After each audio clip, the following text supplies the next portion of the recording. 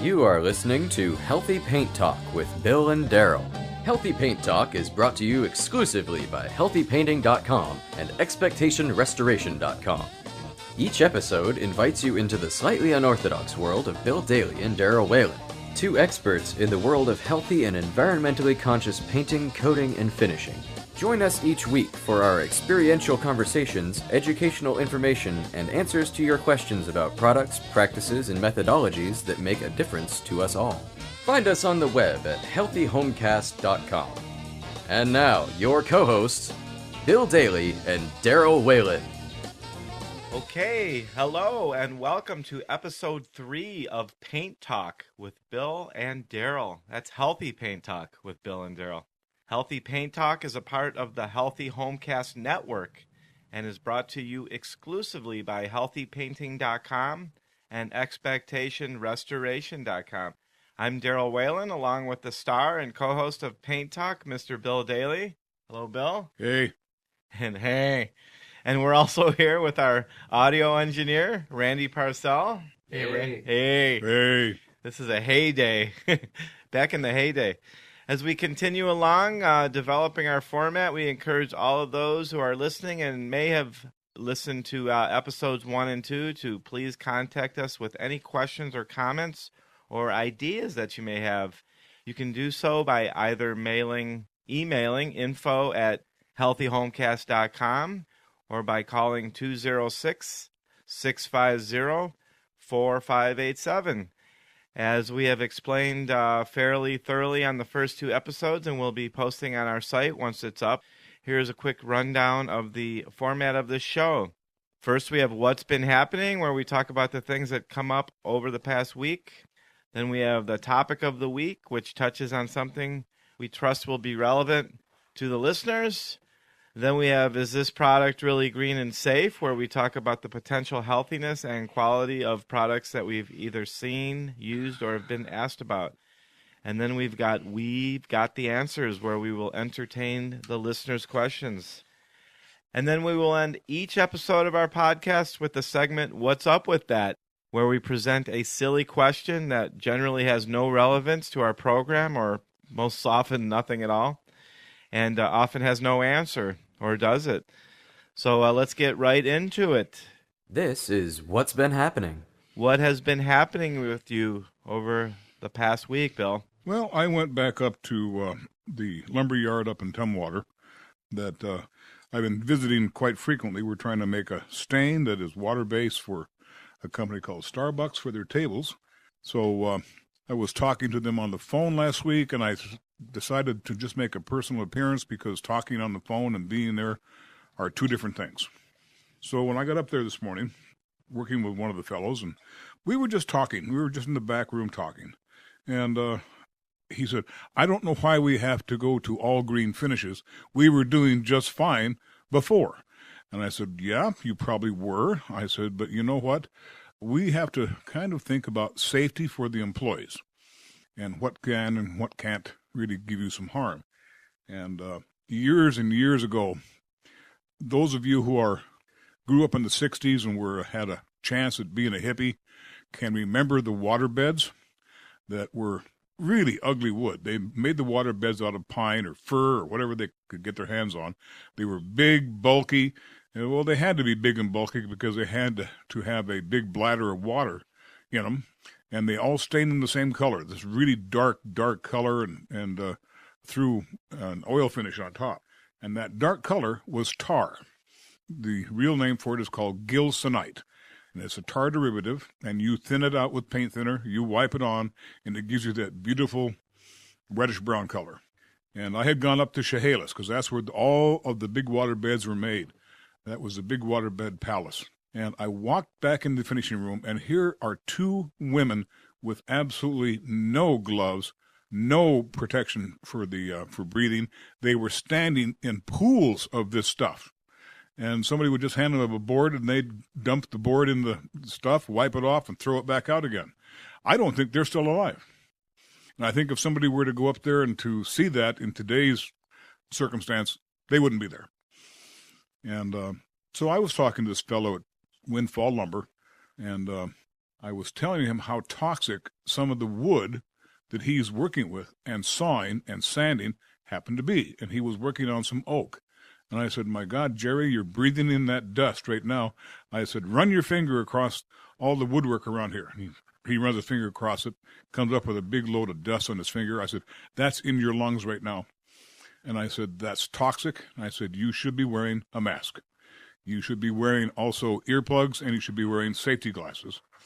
And I said, you're going to look like a person from outer space, but you'll live longer. And he just very quietly looked at me and says, oh, I know I should. But, you know, the other boys around here don't do that, and they'd call me a weenie if I did. And I said, well, at your funeral, they can say he was a nice weenie and so on and so forth. But that's what you have to watch out for today. Yeah, so that's not even before any of the stain and stuff is put onto it. People think that wood being natural and everything is non-toxic and healthy and everything. Oh, no, the wood's a chemical house. It's a kind of a marvelous thing. You cut that tree down. You think that tree's dead? It's not dead. It's still producing chemicals. It still has chemicals in it. That's why wood is such a beautiful thing to work with, because you can renew it over and over and over and over again. But, boy, there are chemicals there. How long would it take for wood to be free of its chemicals once you cut it down? We would have to either do one of two things. We'd have to burn it, or we'd have to petrify it. It takes us a while to petrify it, but we can burn it pretty quick. Do weenies and people from space actually live longer than human beings? What do you mean, weenies? Well, you were talking about the guy said he would look like a weenie. He would act like a weenie. Oh, act like a weenie. In other words, he'd be a sissy. Oh, okay. So how long do sissies last? I don't know. I don't know if there's any consensus on that. Well, I think most people who are bravado and do things that, look, I can do, they don't always last too long because they're the first one up the hill. I have no idea what this conversation is running into right now. So anything else going on? Anything else you've discovered or ran into or created or remedied lately? Well, we had a very interesting phone call on Monday from a elevator manufacturer. And what his big concern was is the fact that they have to now go in, and by the way, this is because the economy is so bad. I don't know if you noticed that, have you? I've heard something about it. Yeah. It's so bad that Italy went to the bank today to put a credit card in, and the bank grabbed their credit card. So Italy doesn't have any more credit. But this elevator company, they are making great headway throughout the United States in restoring the elevator interiors that are already there, rather than building new ones. And so almost all the buildings they go into now have to have certification that the coatings that are used on the inside are non-toxic. And that's kind of a big first. So where'd you hear about this? I didn't hear about it. My office in Vermont called me and said, this guy wants to talk to me. And so I called him, and he is in New Jersey. And yes, he did have an accent. And I don't think he's going to break my legs or anything, but he definitely had to have the answers today. I have no idea what that means. Well, he was in a panic because he had a huge job, about a 72-story job, where he had to do 20 elevator cabins, and he had to provide the information, and no one had any information to give him. So we had to actually create it right there on the spot. So are the interiors of elevators actually made out of wood, or what are they made out of? Well, let's go down to the Columbia Tower. Okay. And we'll walk into the... Should we go right now? Should we leave the podcast and walk down there or drive down there? I think we should just do it minds? In our minds. We'll travel down there. Like a couple of hippies. I don't know what that means. Neither do I. So the Columbia Tower. Yeah. And you walk in, and the elevators are they're elegant. They're nice wood inside. They're beautiful. And you go up to the top of the Columbia Tower, which is the 75th floor. And that's the Columbia Tower Club. Yeah, I DJ'd a wedding in there once. Okay, so you know that there's a lot of beautiful woodwork on the walls there. The biggest problem they have is the women's bathroom, the graffiti that is carved into the wood on those walls. That's their big problem. I hear that's an awesome bathroom, too. It's supposed to be really cool. Well, I don't cross-dress, so I've never been in there, but I think you're right. No, I just heard like the views and everything. I know you just heard. Cool. Yeah, we all have just heard. Yeah, that's my story, and I'm sticking to it. So, yeah, I mean, a lot of the elevators and stuff I think of are made out of, they have sort of a metal type of thing or Well, the metal has to be coated too. some kind of padding or something they occasionally put on the metal or Oh, whatever when yes, they're because doing. you're frequenting the freight elevators. If you go into the main lobbies and go up the main elevators, they're splendid. So, what was your advice for the elevator person? Well, it wasn't so much advice. He had never used a water-based coating, and this was his first foray into that. And I was just more or less easing his anxiety, because he had a very high anxiety level, that he'd get in there and he'd put the stuff on and there would be brush marks, and it wouldn't dry, and it would look funny, and the whole ball of wax. And I told him, no, it's not going to look any different than what you're looking at right now. And I said, you can spray it, you can put it on any way that you feel comfortable in putting it on. And there was silence on the phone. He says, are you kidding me? I said, no, you haven't tried it, have you? He said, no, I've been against it all along. Now, all of a sudden, he's up against a brick wall. He can't continue his business unless he switches to water-based. So we have to ease him into it. So that's the same case with the folks down there in Tumwater with the Starbucks company. They're saying that they have to use green or hit the road, Jack, huh? Yeah, that's right. That's Starbucks flexing their muscle. Yeah.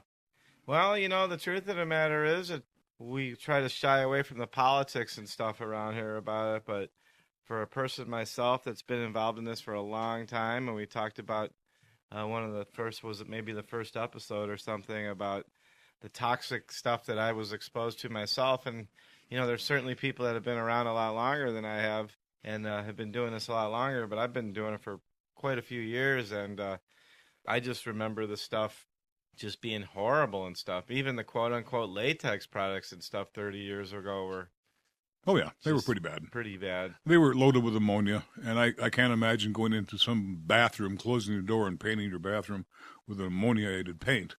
That would be pretty bad, but that's what we did. Yeah. Well, that's basically how people thought, and things are changing. I imagine that... is there any, as a matter of fact, I know that there is, but I just don't know the statistics and stuff.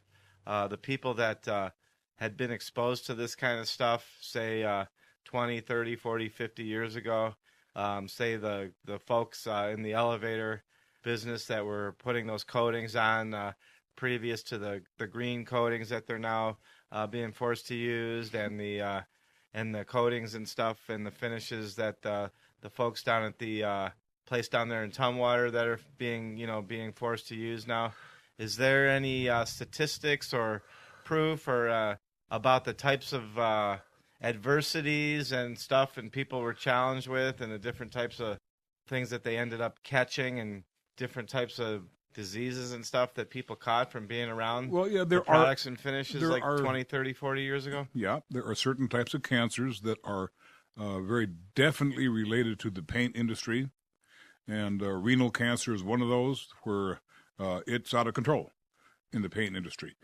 Early deaths involving the painters, the wood finishers, the floor finishers are extremely common.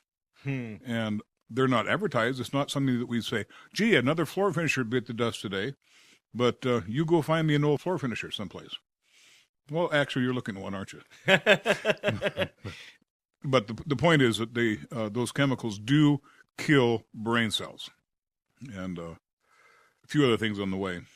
Well, I know you. I mean, I know your story a bit, that without getting too deeply into it, that you did have decades ago started having some adversities and some proven adversities that's likely from all that stuff, and that was... Yeah, and I didn't know I had them. And you didn't know you had it, and that was the catalyst for all the changes and stuff that you made and the things that you've been involved in. I guess in a sense, you might want to consider, or you probably do consider yourself one of the lucky ones. Yeah, I mean, I actually went through withdrawals when I got out of when I had to leave the business for 6 months, because I wasn't around those solvents and my body craved them, and that's all there was to it. And I didn't know what was wrong with me. I had no clue until I walked back in that store after 6 months, and then I almost passed out from the odors. Yeah. So great. Well, it sounds like we're all plugging away at our lives here. For me, I've continued to plug away at these podcasts and the websites and the businesses. along with the developer that we just brought on, we're working on doing 3 weekly podcasts and developing sites for all 3 of those. And that we've got our 2 different business ventures, and we're working to build those websites and tie everything together. And I've been doing some work in my painting business as well, but for right now I forgot what the heck any of that was or what I've been doing. So I'm just kind of plugging along. Well, you can't keep your eye on the target if the target keeps moving, and that's what's happening to you right now. But is the target continuously moving? Yep. How do you get the target to not move anymore? You really don't. You'll find that most very successful people are multitaskers. Yeah. And you just learn to deal with what you're dealt. Let's go back to 1941, and let's go Should we actually go back right now? Do we get there from a car or something, or should we just go back in our mind? We're just going to go back in our minds. And if you're not old enough to go back to 1941, you'll probably have to stop wherever it is you were born and then just listen to the rest. But there was a real shortage of men at Boeing's, and so they had to hire women to put rivets into airplanes. And a comment was made by one of the head guys there. He says, well, I think I'll like women because they're used to repetitive tasks. Oh, boy. Well, now that would not be a good statement to go over today. Yeah. But that's what they were, repetitive tasks. And when you own your own business, there is no repetitive task. Your task changes just continually. There's all day small long. sections of time that there's repetitive tasks, but the day and the week and the month as a whole certainly doesn't have that. Well, my wife says, well, why can't you just make an itinerary and plan your day? I said, because my phone rings. And I said, I'm like the fireman. And when that phone rings, I got to go. And so I don't really make plans on being anywhere at any particular time. Great. Well, that's what's been happening with us. Here is the topic of the week. How about for the topic of the week? I thought, how about if we talk a little bit about plaster and sheetrock? So what is the history of plastering and sheetrock? Does that go back as well to the, what was it? Was that the Mayan or is that the caves? Well, I think the early painters just got plastered and it went from there.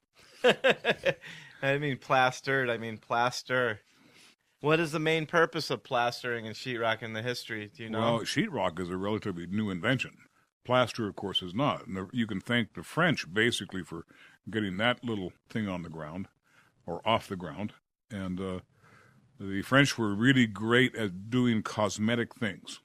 And if you look at the furniture from any particular period, mostly you will think of French provincial. And what the heck is French provincial? The English were making really ugly, dark furniture, and the French were making delightful white furniture with gold trim. And that's French provincial. And the woods were light, everything was light and airy. The walls were light. In England, the walls were dark. So the French were leading the way in most of the building, but you have to go back to the early Indians. They're the ones that threw the mud on the wall. They were able to smooth out walls with actual physical mud. And we just make sheetrock now, and sheetrock is controlled mud. In fact, we still call it mud. I'm going to put some mud on the wall. The plaster is like the mud, yeah. The hot mud. So there's some cosmetic thing to it, because there always has been throughout history, as far back as I know of any kind of human life. I imagine animal life and stuff too, but there's always been like a cosmetic angle to it. But I would imagine that for the caves and the huts and stuff like that, it was made to keep out the water and the elements, and then to control the hot and cold. Well, sure. You had to. Your fire kept going out outside, so let's build a fire inside.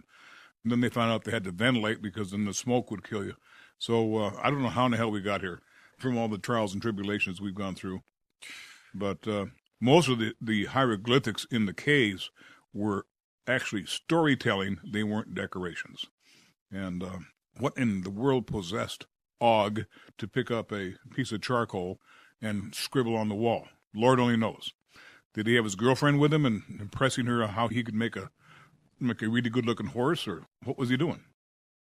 So what about sheetrock? You say that's relatively when is the dawning of sheetrock? Oh, after the Second World War, we were lath and plaster pretty much until about that time, and we had a real problem after the Second World War, and that was a whole bunch of people needed houses, and they needed them fast, and we needed to put those houses up fast. and what the artisans used to do. My grandfather built houses, and they're still around in the Green Lake area. And it took him about 3 years to build each one of the houses that he built, and he built 5. And he was particular. He meticulously went through those houses piece by piece. And if you take 3 years to build a house now, I don't know what the heck you're doing, because we can build a house in roughly 5 days. Yeah, in was it China or Japan when they built that like super high like skyscraper, and they built it in like a weekend or something like really bizarre, like a week. I think they must have had a lot of people involved in it. So you say that's after the Second World War. Who was the developers of the sheetrock? I know that Canada and China are huge sheetrock developers now, and there's been a lot of issues with certainly a lot of the issues with the materials and the ingredients in those sheetrocks and stuff. That's been extremely detrimental health issues. Tell me about it. The stuff that's coming out of China right now, we can't even trust for what it has in it. And if you actually just go on the computer and look up wallboard, you're going to find a history that you won't believe. The U.S. gypsum companies and all the people that are putting the stuff together, and most of the people that are out there right now are no more. It's all being taken over by the Chinese and the Canadian input. Yeah. The American industry is pretty much gone. So was America the original developers of the sheetrocks? Yeah, I'm not dead sure. I'd say the good bet would be yes. Is sheetrock basically just big, huge sheets of plaster, or what is plaster and sheetrock made out of? Well, ever cut one in half? Yeah. It's got like paper and stuff on the outside, and then it's got something on the inside that looks kind of like dried plaster. No, it's not plaster. It's gypsum. Okay. And a lot of salt. Is that rock? It's kind of like rock, yeah. And that's why they call it sheet rock. Sheet rock, okay. But it won't work unless you have that paper shield over the top. Yeah. And you notice you can make one little cut in the middle of a sheet, and you can break it without any effort whatsoever. And the stuff's, by the way, very heavy. Yeah, I know. As you can well aware. Actually, they've started to make it a lot lighter. They actually have lightweight sheetrock out now. They've always been able to do that. But they just started like doing it more recently. Yeah, I get a kick out of the new Hershey's ad where they show chocolate with air holes in it. So it's chocolate light. So now they're going to charge us for air holes. I think that's pretty good. So what about plaster? What's that made out of? No, plaster, if you look at the new plaster that's out right now, we call it jazz plaster, or it's really good-looking stuff. I've never heard of jazz plaster. It's coming back. That's where you can make actual designs on the wall with the plaster. You can color it, and you can polish it out, and it's called Venetian plaster. Oh yeah, I've heard of that. You've heard of that. We used to call it like jazz. The American clays and stuff like that? Yeah, that's something totally different, huh? Well, there is a certain amount of clay in the plaster that comes out, and plaster's really kind of a not a real good building medium today. It's way too time. Yeah. So people don't do it anymore. But for someone like myself that does a lot of, restoration and fixing up a lot of old houses and stuff like that, plaster is something that I use all the time to do a lot of repair work. But as far as like building it from the fresh perspective of building something, it doesn't really make a whole. No, it makes no sense now. So what about safetiness and healthiness of the plasters and the sheetrocks? I know we were just talking about the issues with some of the Chinese. What about the Canadian sheetrock and stuff? Is that about the same issue? No, the Canadian sheetrock is Chinese sheetrock. Oh, okay. Just comes over from Canada. Oh, gotcha. So it goes from China to Canada, and then comes from Canada to the United States. Yeah, basically. And we can stir anything into the liquid part of that we want to. But, again, it's like anything else that's out there. Once you make it into a powder and you sand it, don't breathe it. Just stay away from that. And right now there's no – you don't go out and buy a piece of sheetrock, and there's not an analysis of what's in that sheetrock. There's not like a MSDS sheet. There's not a sheet for it? Nope. Wow. What about for the bag of like hot mud and stuff like that? I think they're starting to having to do that at this point. It's been pretty well figured it would be innocuous. It's not going to hurt you. Apparently, they've taken out the stuff over the years. But they've taken out asbestos. Oh, is that what the big thing was? Yep. Okay. Well, enough about plaster and sheetrock. I imagine that'll come up again at some point in the future of our show. Or if we decide to go back to 1940, what was it, 41 or 49? For what? The conversation that we were having before. I don't know. I'm old. I forgot. Okay. That was more than 5 minutes ago. It was 41. 1941, yeah. Perhaps if we go back to our 1941 conversation again in the future, which would be kind of odd, but we may bring up sheetrock or plaster again. So, yeah, I guess we're going to take a little bit of a break here. And once again, you're listening to episode 3 of Healthy Paint Talk with Bill and Darryl. And we'll be right back. You're listening to Healthy Paint Talk.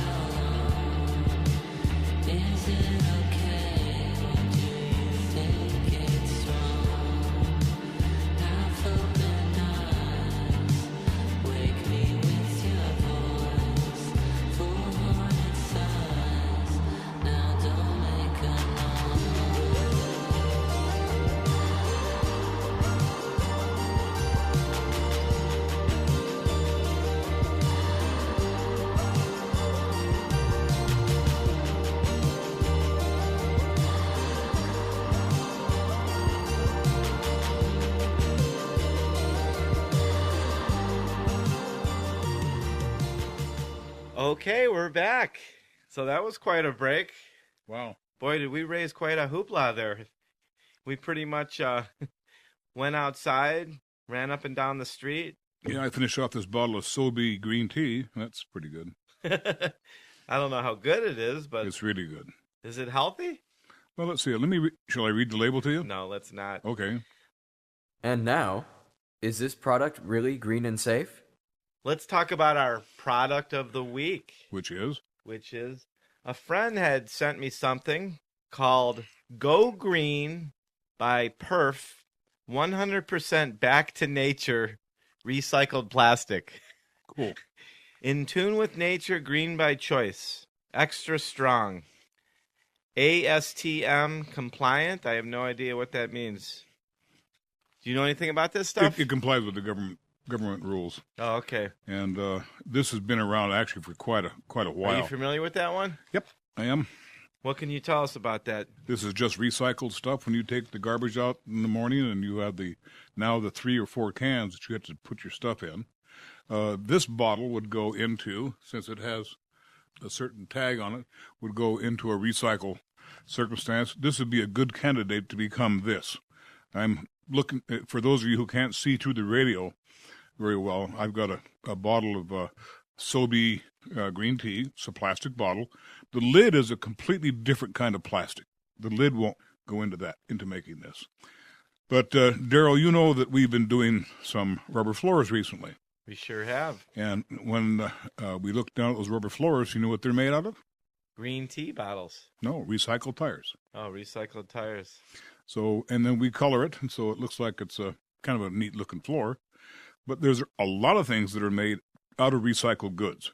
All these people are doing is they're putting a green spin on a product that's been around for a long time. So is that a good idea? Well, for the company that's putting it out, I suppose. Yeah. Are they getting more money for it?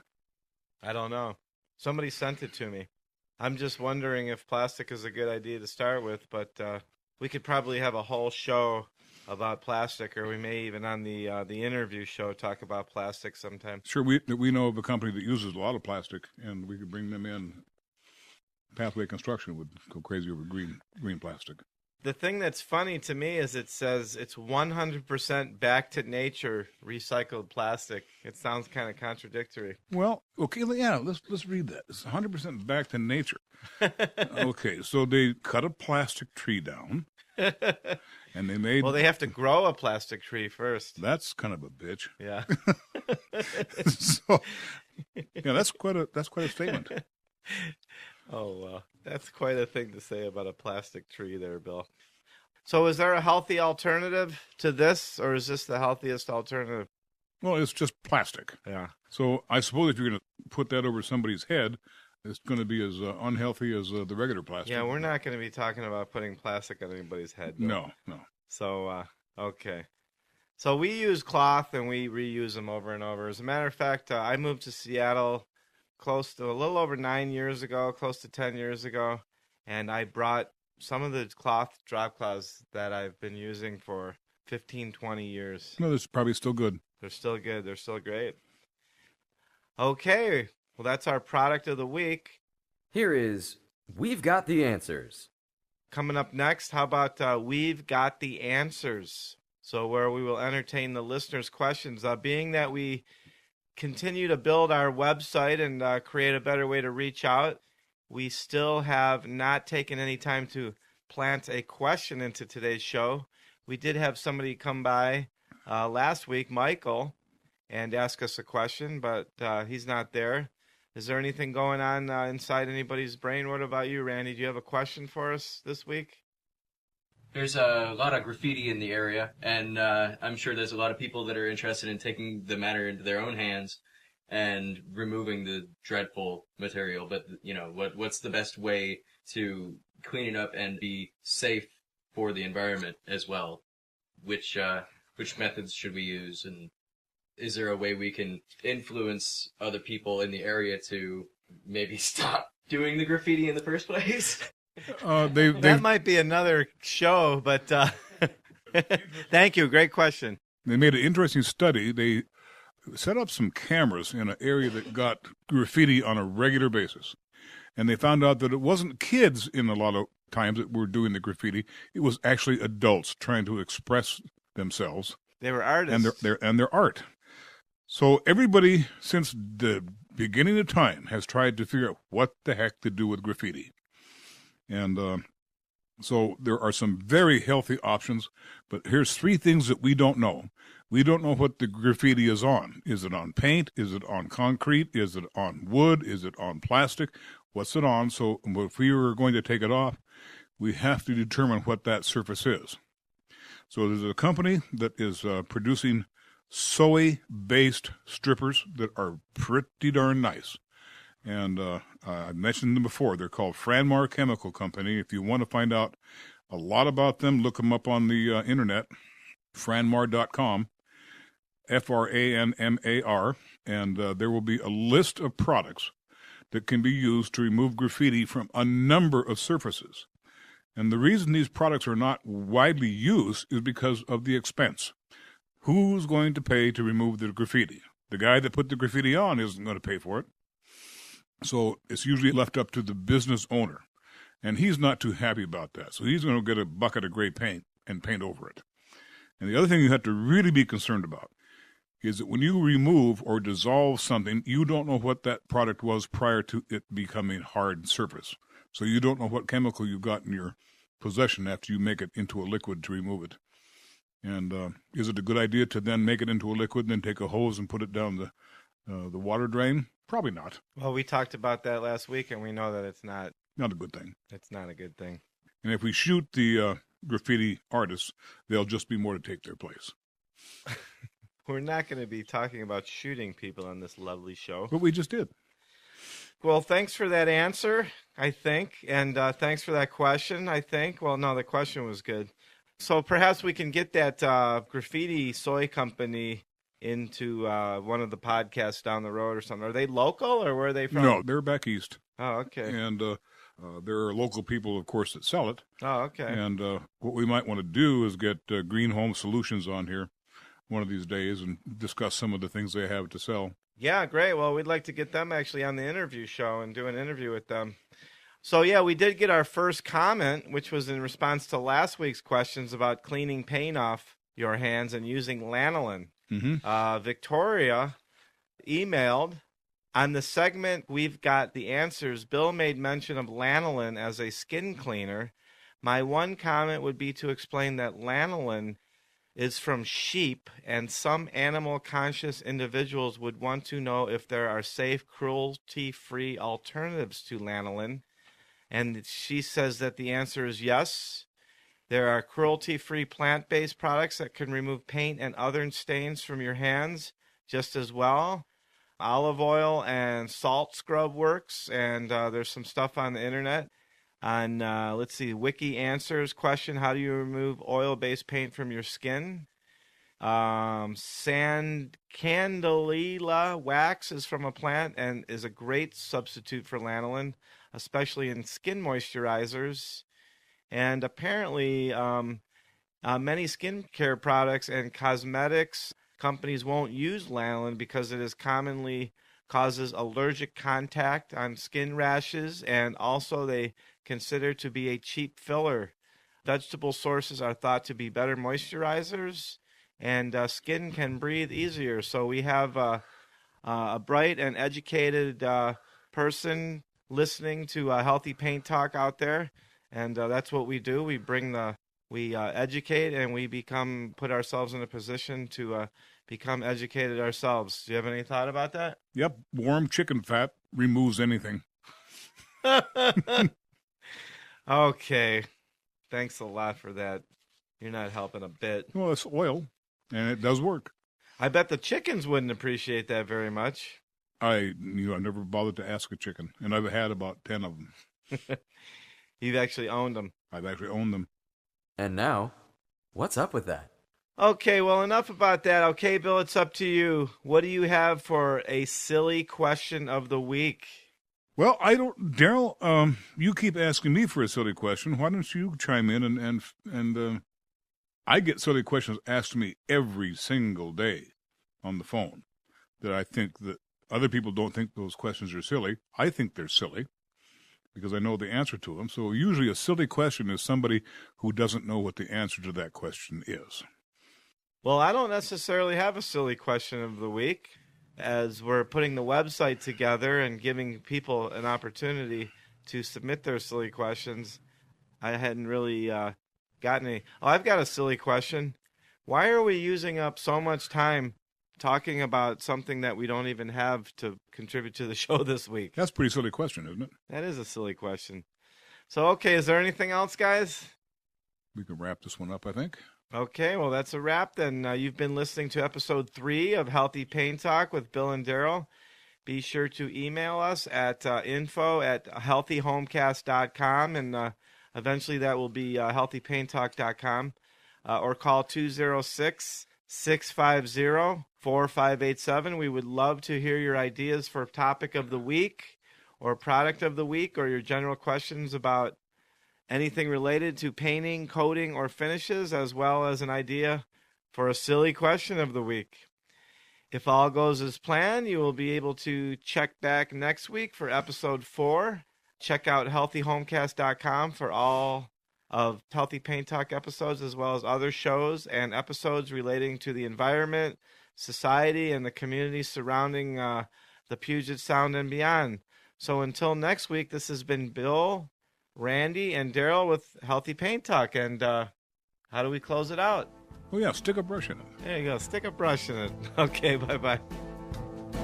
Thank you for listening to Healthy Paint Talk with Bill Daly and Darryl Whalen. Healthy Paint Talk is brought to you by HealthyPainting.com and ExpectationRestoration.com. Your feedback is important. Please feel free to contact us with any comments, questions, or suggestions pertaining to either information in past episodes or potential content for upcoming episodes of Healthy Paint Talk. You can call us at 206-650-4587 or send a direct email to info@healthyhomecast.com. Be sure to check back often. New episodes coming soon.